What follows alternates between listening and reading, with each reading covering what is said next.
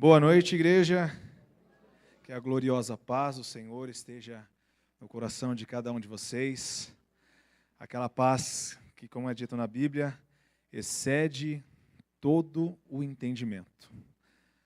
Quem não gosta de sentir paz, né? Então, essa paz de Cristo eu desejo para você, para os teus dias, para a tua casa, um respiro, aquela calma que o nosso Deus nos traz quando a nossa vida está alinhada junto com Ele. Amém? Nós vamos ler o texto, abra comigo, um texto de Romanos, capítulo 2, a gente vai ler a partir do versículo 17. Romanos, capítulo 2, versículo 17 até o 24, nós vamos ler.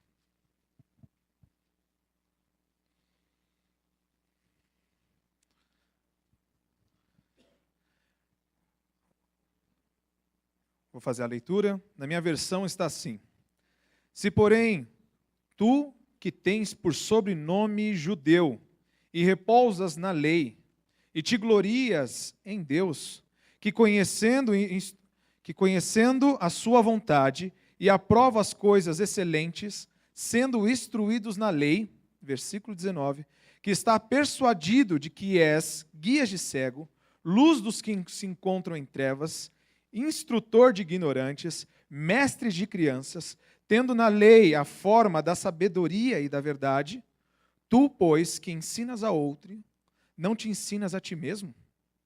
Tu que pregas que não deve furtar, furtas. Dizes que não se deve cometer adultério, e cometes. Abomina os ídolos e lhe roubam os templos. Tu que te glorias na lei, desonra a Deus pela transgressão da lei. Pois, como está escrito, o nome de Deus é blasfemado entre gentios por vossa causa. Vamos fazer uma oração, feche seus olhos. Vamos nos concentrar. Glorioso Deus, a Ti a honra, a glória, o louvor para sempre. Tu é a palavra, Teu é a glória para sempre. Nós lhe pedimos, Senhor Deus, que o Teu Espírito Santo ilumine nossas mentes.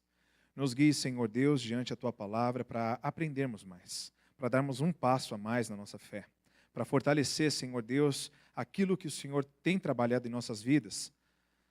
Obrigado pelo que o Senhor tem feito até aqui. Nos leva um pouco mais adiante nesta noite, em nome de Jesus. Amém. Amém? Graças a Deus. Você já parou para pensar quantos privilégios nós temos por sermos cristãos? Quantos privilégios Deus nos deu, o fato de conhecermos a Ele? A oração, o direcionamento que Deus nos dá para a vida, o que fazer, o que não fazer. A sua palavra, a sua maravilhosa palavra, onde quando nós lemos, como o Cidiel falou, nós nos contemplamos com a palavra de Deus, o nosso coração exulta de alegria. O tempo de comunhão dentro de uma igreja, você está inserido dentro de uma boa comunidade de fé para ir aprendendo. As irmãs deram testemunho de manhã falando dos PGs, os privilégios que o Senhor nos dá em estar em comunhão durante a semana, para conversarmos um com o outro. A adoração secreta, na hora que você fala, meu Deus, como eu te adoro. Aqueles privilégios que você vai se apercebendo e fala, meu Deus, quantas coisas boas nós temos. É isso que acontece aqui nesse versículo que nós lemos a partir dos judeus. Os judeus também tinham muitos privilégios. Eles tinham, em toda a sua história, os privilégios dos judeus são gigantescos também. E Paulo vem apresentar alguns aqui, porque ele está falando da universalidade do pecado, que todos pecaram. Ele começou nos gentios, no capítulo 1, de toda a humanidade. Depois vai especificar um pouco mais para os gentios, daqueles que não conheciam e não temiam a revelação especial de Deus, e depois ele passa para os judeus. Ele fala assim, e você que pensa que é judeu também, com tantos privilégios, você pensa que vai ter 2 pesos e 2 medidas na hora do julgamento? Os israelitas têm em sua história, na sua trajetória, Abraão, o pai da fé. Ele é adorado nas 3 maiores religiões do mundo, Abraão.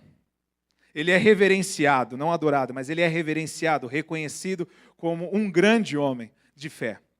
A aliança com o povo de Israel foi feita através de um homem que vai dar a constituição, né, a etnia, aquilo que vai caracterizar um povo de Israel como o povo hebreu. A aliança é feita com Abraão. Depois vem Moisés, um grande profeta. Os judeus tendo tudo isso em suas linhagens. Moisés vem no Monte Sinai, há uma grande revelação especial das leis de Deus, das normas de Deus, dos preceitos de Deus, e isso tudo para o povo judeu. Um povo escolhido, tirado do Egito, e falou: é com vocês. Eu tenho uma aliança com esse povo. E ainda, em todo o seu caminhar, Deus vai mostrando a sua revelação, vai ampliando essa revelação de restauração a esse povo. Então os privilégios eram inúmeros. E ainda mais eles recebem outros privilégios ainda, que é o templo, que é o sacrifício. Tudo isso apontando para algo maior que viria depois. Eles recebem o sacrifício e era para eles verem que um cordeiro, ali quando fosse sacrificado, porque a imputação da culpa era colocada sobre um cordeiro, e quando cortasse ali o cordeiro inocente, que não tinha feito aquele pecado, eles entendessem que algo maior estava para vir. Aquilo apontava para algo maior, um inocente que pagaria pelos pecados dos culpados. Eles tinham os templos, eles tinham os sacerdotes para ministrar entre Deus e o povo. E tudo isso mostrava os enormes privilégios que o povo de Israel tinha. Aqui Paulo vai listar alguns privilégios. Eu vou colocar aqui para que a gente possa acompanhar, e no texto está os versículos. Ele vai falar: se tu, porém, tem sobrenome judeu. Ele, quando vai falar se tu, porém, ele imagina como se tivesse, para ampliar o argumento dele, imagine, personifica um judeu diante dele, falou: agora eu vou falar com um judeu. E ele fala: se tu, porém. Ele não está falando com uma pessoa diretamente. Ele está escrevendo uma carta, está mandando escrever uma carta, mas ele personifica uma pessoa para o argumento dele ficar ainda mais chocante. E conforme nós fomos ler os privilégios aqui, lembramos dos privilégios que nós, como os cristãos, também temos. E ele fala assim: tu que tem sobrenome judeu, um judeu se orgulha muito de ser judeu. Eu estava comentando aqui, e agora numa outra parte da guerra, da Segunda Guerra Mundial, na Normandia, no dia que é chamado Dia D, quando os Estados Unidos e a França se unem ali para entrar no território europeu através da Normandia, um dos soldados, ele deu um documentário muito interessante, era uma pessoa que sobreviveu. Ele tinha bordado nas costas, né? Eu tinha falado de manhã da parte da manga, quando o Hitler mandou bordar, mas nesse, um soldado que entrou, ele entrou com a estrela de Davi, porque ele sabia que muitos dos judeus lá eram identificados pela estrela de Davi, e tinha que escrever judeu, para que a pessoa pudesse separar, porque eles tinham como uma classe inferior de pessoas. E esse soldado que estava lutando junto com os aliados, com os Estados Unidos, ele borda uma estrela bem grande, não tendo medo de que se ele fosse capturado pelos inimigos, ele falou assim: mesmo que eu seja capturado, eu vou bordar, eu sou judeu com muito orgulho. O judeu tem orgulho de ser judeu por toda essa trajetória, pela revelação especial, por os enormes benefícios e privilégios que vieram a esse povo. Então, tu que tem sobrenome judeu, você tem sobrenome judeu, você se orgulha disso? Você recebeu esse sobrenome? Você repousa na lei, porque de todo mundo quem tem a lei é o judeu. É o judeu que tem a lei. A revelação especial de Deus, os preceitos de Deus, não é nenhum outro povo que tinha isso aí. Não eram os bárbaros, não eram os gentios, não eram os gregos, não eram os romanos, eram os judeus. Eles que poderiam repousar na lei. Eles também conheciam a vontade e aprovar as coisas excelentes de Deus, porque eles conheciam essa vontade. Não era um enigma para eles olhar para o céu, olhar para a terra e falar: o que será que esse Criador que fez todas essas coisas quer? O que será que Ele quer? Não, eles sabiam exatamente. A lei ditava para eles o que era certo e o que era errado. Então eles conheciam as coisas, a vontade de Deus, e conseguiam aprovar as coisas excelentes. Eles eram instruídos na lei. Até hoje, um judeu, para quem tem contato com um judeu, o Banco Safra, por ter amigos bancários, né, no Banco Safra é um banco que tem um dono judeu, e eles falam das coisas que acontecem no meio deles, da família deles, e você também pode acompanhar na cultura deles, que uma criança é instruída na lei desde de 5 anos de idade. Quando ela vai fazer aquela festa, quando ela vai se tornar um homem, ela tem que recitar a lei de Moisés, fazer algumas citações. Então são instruídos na lei, conhecem a revelação especial de Deus desde a infância. Ele pode ser então guia dos cegos. Por quê? Uma vez que eu conheço a vontade de Deus, sei o que Deus quer para as pessoas, então ele se torna então guias de cegos. Eles se tornam pessoas que podem trazer as pessoas para a luz. Ele é instrutor de ignorantes, porque fora da palavra de Deus, tudo mais é ignorância. Paulo vai falar o seguinte, não estou falando da graça comum que Deus dá, a inteligência que Deus dá para alguns profissionais fazerem alguma coisa, mas se medindo com a palavra de Deus, tudo é ignorância. Tem muita gente que exalta muita matéria nos nossos dias porque ela tem status. Formações são exaltadas diante. A teologia era chamada a rainha de todas as matérias, de todas as ciências, e ela continua sendo. Para um cristão, ela sabe que ele é a maior de todas as matérias. A teologia que fala do conhecimento do nosso Deus está acima de todas essas outras coisas. Então, fora do conhecimento de Deus, tudo mais é ignorância. E os judeus tinham o conhecimento da verdade de Deus e podiam instruir, então, ignorantes. E poderiam, então, instruir crianças. Eles têm todos esses privilégios e nós também temos. E muito mais agora. Porque Jesus Cristo se tornou a revelação máxima. Mas o que aconteceu? Com todos esses privilégios que Paulo vai listando para o judeu, ele falou assim, só que o que aconteceu com vocês? Em vez de vocês falarem, meu Deus, por que tantos benefícios? Por que tanto privilégio? Eu mereço. Eles começaram a entender que eles mereciam. E eles tentaram fazer por mérito. Ah, nós somos então especiais. Se nós temos tudo isso, então nós somos especiais. Nós somos diferentes de todos os outros povos. E eu queria que você tivesse essa leitura junto comigo. Que quando você ouvisse isso, como eu falei, você entendesse que nós, muitas vezes, pegando os privilégios que Deus tem nos dado, nos tornamos então arrogantes, soberbos, que foi a primeira máscara que nós vamos destacar aqui, a soberba. Os judeus ficaram soberbos de tudo que eles receberam, em vez de humilhar, em vez de falar assim, meu Deus, eu não mereço isso, em vez de se sentir humilhados, eles se sentiram orgulhosos. E um orgulho, sim, um orgulho bom deveria ter, porque, meu Deus, eu me orgulho desse Deus, me orgulho dessa revelação, que privilégio que eu recebi, mas o orgulho deles passou para nós somos diferentes. Nós não nos misturamos. E uma das coisas que os judeus era atacado naquele tempo, em cartas daquele período, era que eles se achavam especiais demais. É um povo que não se misturava. E Deus mostrou essa graça para que eles fossem instrutor. E no versículo 19, se você vê no versículo 19, ele está persuadido, versículo 19 na minha versão diz assim, que estás persuadido de que és guias de cegos e luz dos que se encontram em trevas. Ou seja, um judeu sabia claramente qual era o seu papel na terra, era ser luz para as pessoas que estavam cegas, que estavam em trevas, ele sabia disso. Só que em vez de ele se tornar isso, ele se tornou arrogante. E nós, muitas vezes, tendo todo esse conhecimento, também temos tornado orgulhosos. E essa máscara tem vindo sobre nós. Um privilégio gigantesco. Nós olhamos para as pessoas muitas vezes. Hoje tem muita gente mascarada lá fora. Nas festas se mascarando. E nós de vez em quando olhamos e falamos, somos melhores do que ela. Em que sentido o nosso estado é diferente? A não ser pela misericórdia e graça de Deus é que você está sentado hoje aqui. A não ser pela graça e pela misericórdia de Deus é que você aprecia ouvir um culto. É pela graça e pela misericórdia de Deus que você abre essa palavra e ela começa a fazer sentido para você. É só por causa disso. É pela graça e pela misericórdia de Deus. Não é por nada do que você é. Não é por nada do que eu sou. É por simplesmente graça de Deus. Isso tem que te humilhar. Tem que me humilhar e não nos tornar arrogantes achando que somos melhores do que Ele.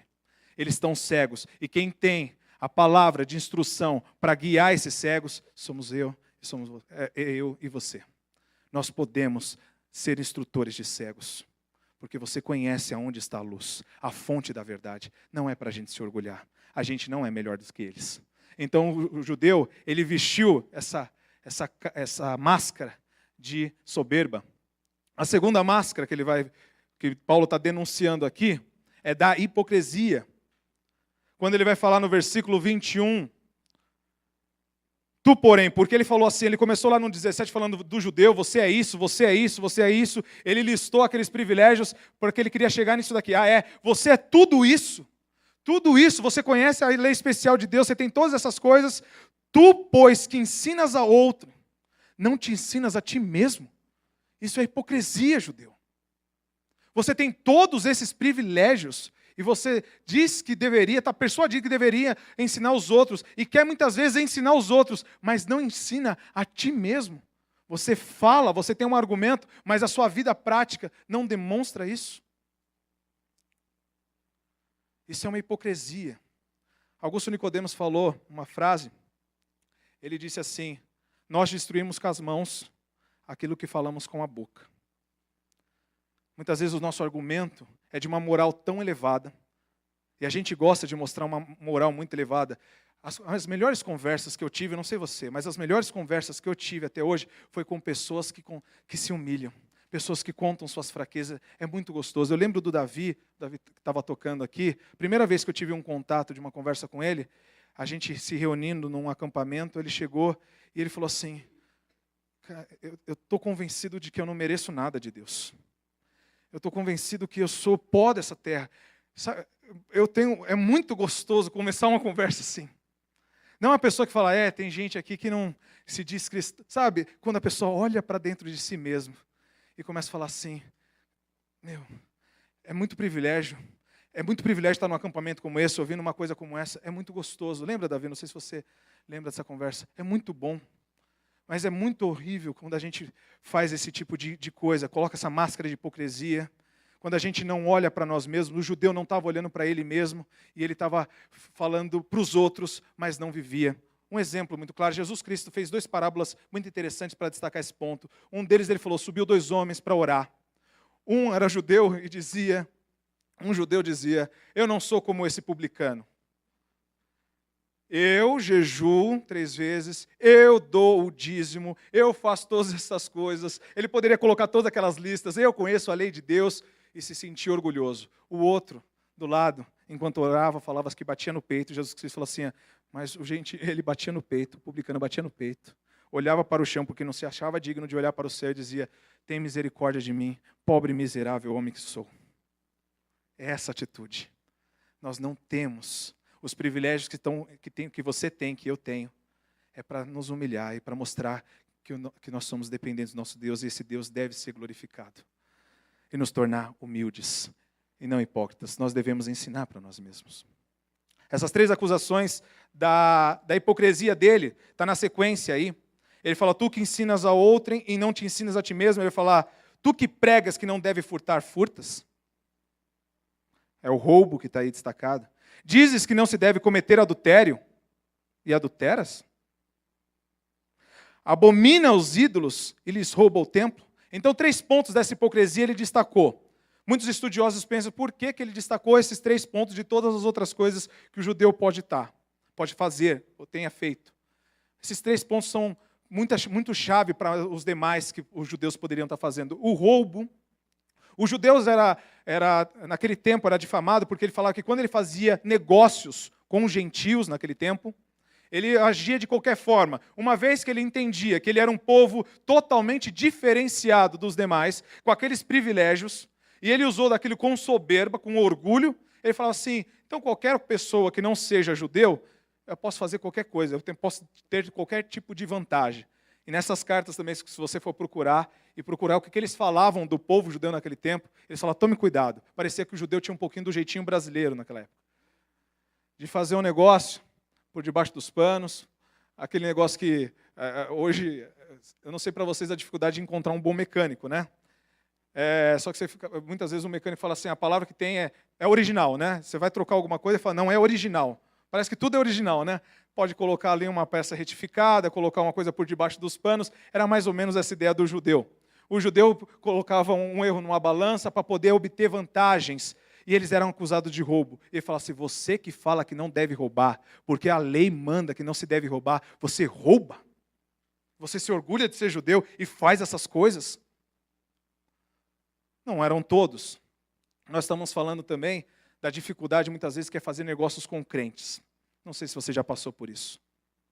Muitas vezes você fala assim, por ser crente, eu não vou nem pedir nenhuma garantia, não vou fazer nenhum contrato. Mas muitas vezes tem crescido em nosso meio a necessidade de falar assim, quando eu fizer um negócio com crente, agora vai ter que ser um negócio bem combinado. Porque eu não sei se eu vou receber. Muitas vezes, quando se faz coisas dentro de igreja, muitas vezes até eventos, fica difícil até para receber de crentes. Aqueles que eram para ser exemplos se tornaram hipócritas na sua conduta.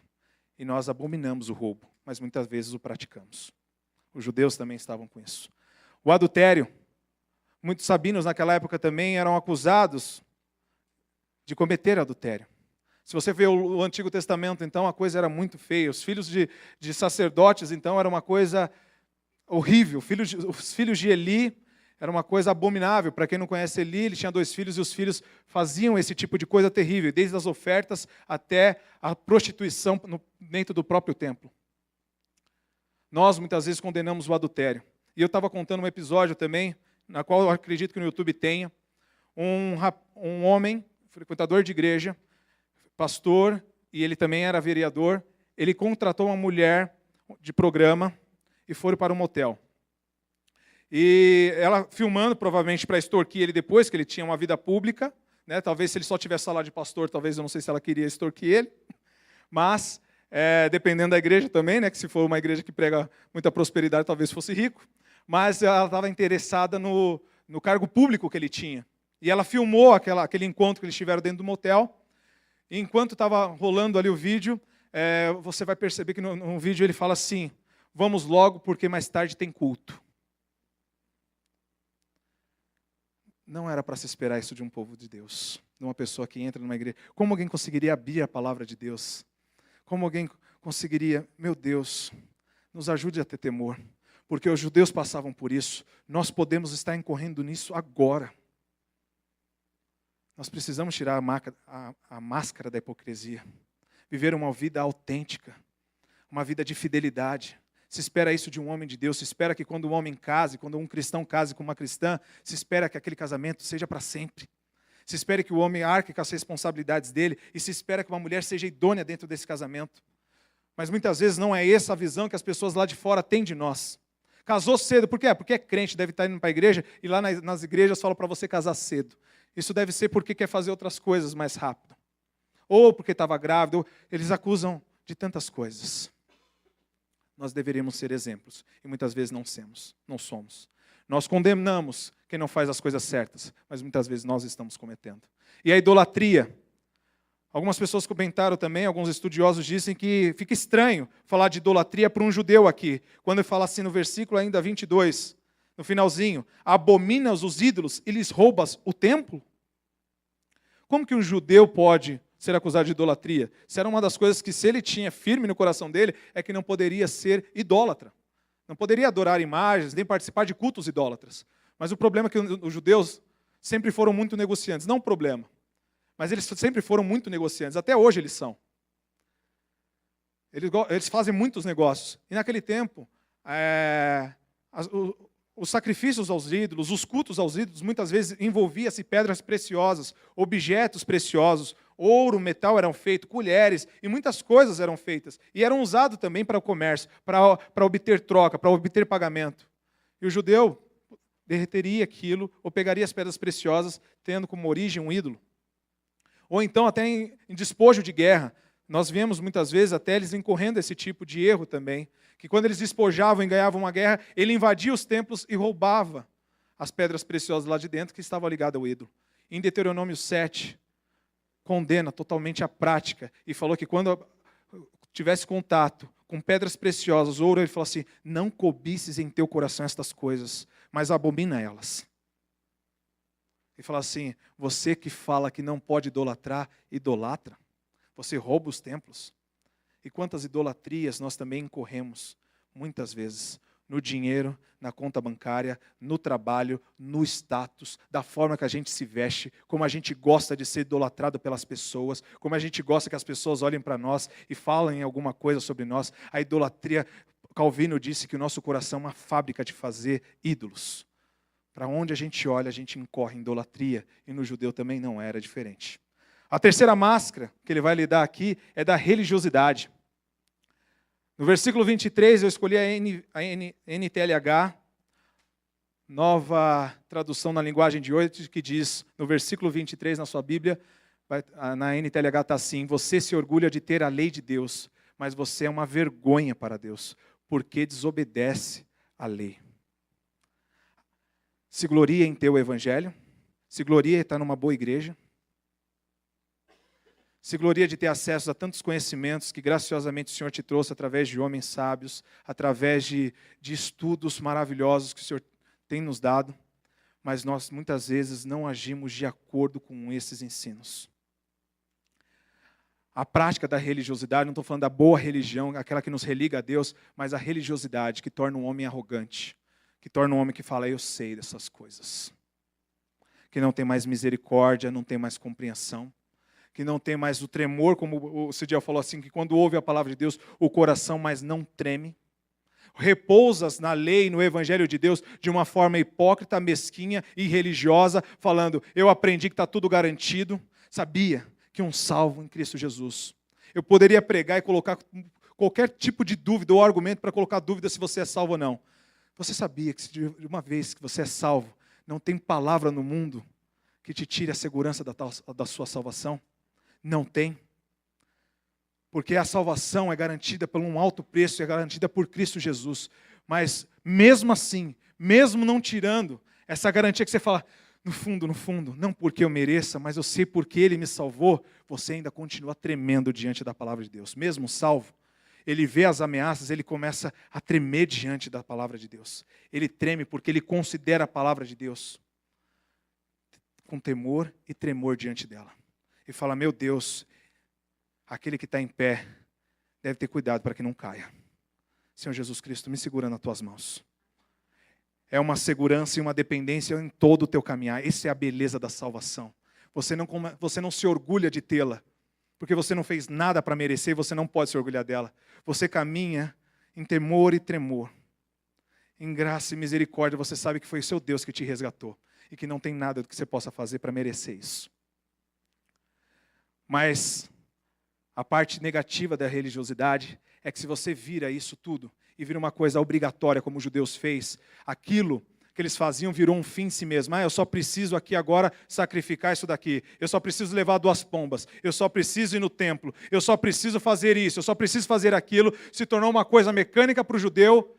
E o judeu virou uma fachada ao ponto de Jesus Cristo falar assim, sepulcro caiados. Vocês são tão belos por fora, mas por dentro vocês estão mortos e cheiram mal. Quem se aproxima de você vê um cheiro horrível. Não tem vida aí dentro. Mas por fora parece que está tudo certo. Muitas vezes a gente vem para a igreja por religiosidade. Não por um coração grato dessa salvação. Nós oramos para que ninguém... Se alguém perguntar, você está orando? Estou orando. Só para não pesar essa culpa sobre você. E muitas vezes as nossas orações têm sido tão pobres, não tem? Eu não sei se você só eu passo por isso. Não sei se você também luta. Só que nós sabemos quando nós oramos, não sabe? Não é porque a gente balbucia algumas palavras que fala assim, tá bom, eu orei. Mas quando a gente ora não é tão bom.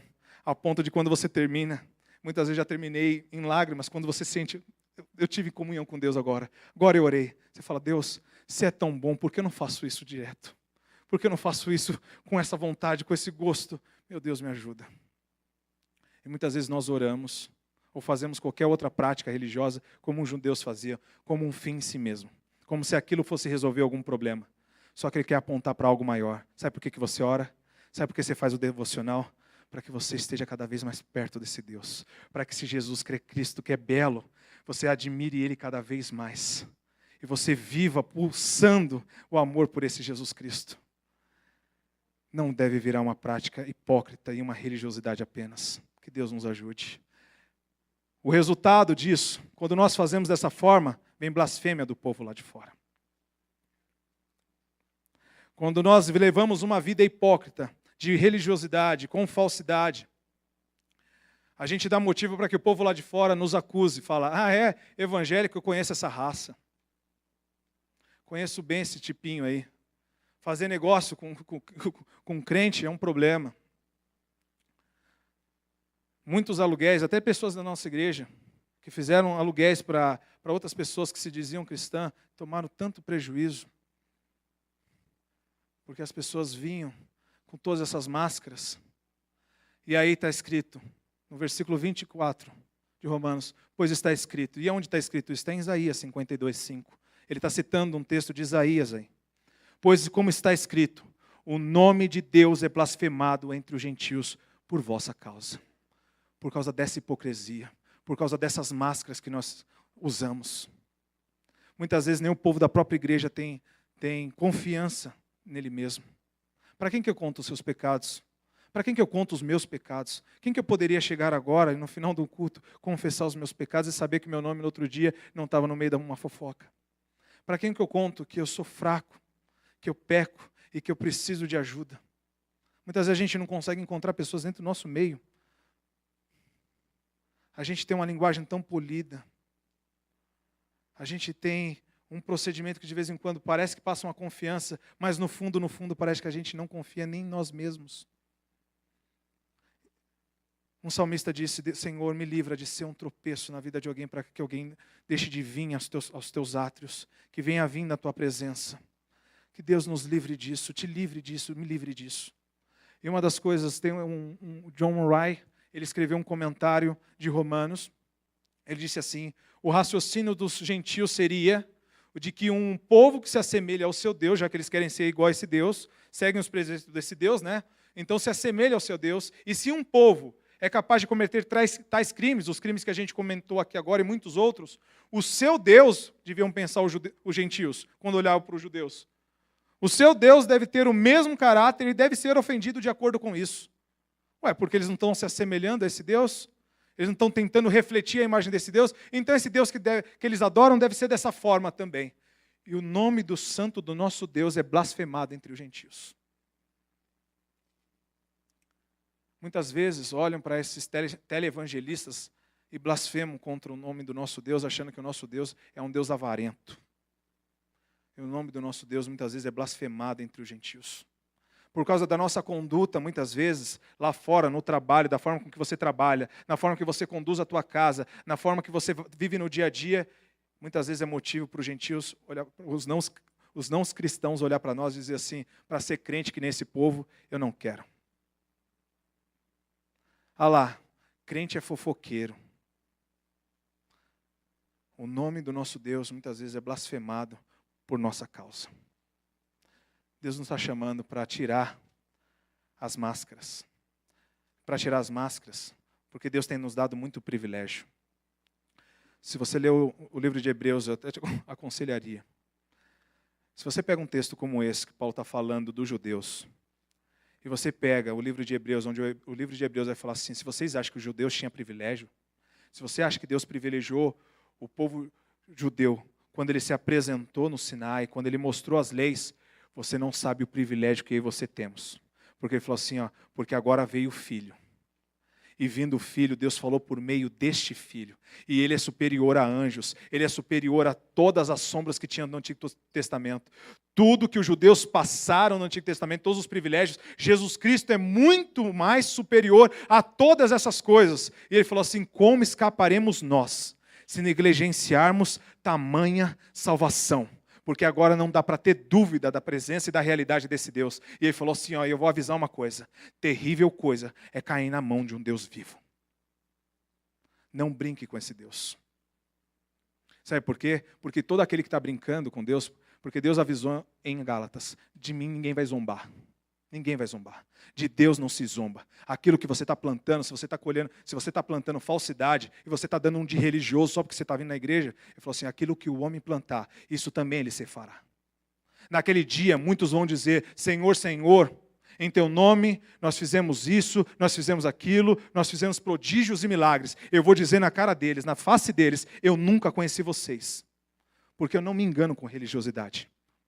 Não me engana a religiosidade. Não adianta porque você está sentado num banco numa igreja que você vai convencer Deus que você é de fato cristão. Cristão quem é? Quem obedece ao nosso Deus. E obedece a sua palavra. Está difícil para você? Está difícil para mim. Mas nós temos um Salvador que é poderoso para nos ajudar. Você está doente? Tem cometido coisas que não condiz com a fé que você pratica e que você crê? O Senhor tem uma porta e uma palavra de arrependimento, de graça e de misericórdia para nós hoje. E que nós devemos entrar. Feche seus olhos. A quem muito se deu, muito será cobrado. E muito foi dado para nós. Muitos privilégios. Então, Deus não vai usar de medidas diferentes. Não se olhe como um judeu naquele tempo achando que eu tenho um privilégio. Deus, quando eu chegar no céu, Deus vai abrir algumas considerações para mim. Não irá. A quem muito se deu, muito será cobrado. Faça uma oração religiosa por alguns segundos.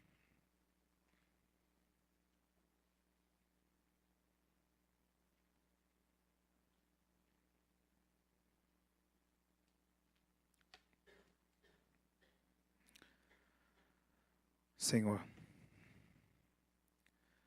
somos pó da terra. Como teu servo Abraão disse, pó e cinza. Apenas pó e cinza. Melhor do que ninguém, Pai, apenas pó e cinza. Uma graça e uma misericórdia nos alcançou. O teu Filho amado veio e nos atraiu a Ele, enquanto éramos inimigos ainda do Senhor. O Senhor veio e nos atraiu. Somos pó e cinza.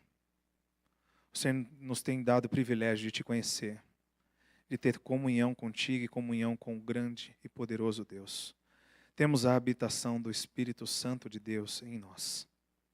Privilégio, Senhor Deus, que nós muitas vezes nem compreendemos em sua profundidade. E ficaríamos até talvez loucos, Pai, se entendêssemos um pouco mais de que tamanho esses privilégios. Mas se teu povo agora está com estas máscaras, Pai, ou outras máscaras, vivendo uma vida que não condiz com o teu evangelho, e há muito tempo, Senhor Deus, tem praticado apenas uma religiosidade fria, vã e vazia.